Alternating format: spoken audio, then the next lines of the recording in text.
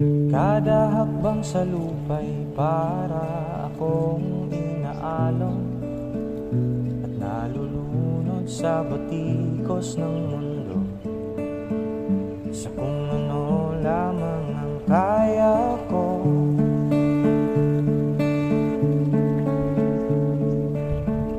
Higang-higa na sa mga problemang di masolusyonan agad, parang wala nang bukas. Pwede bang umiwas?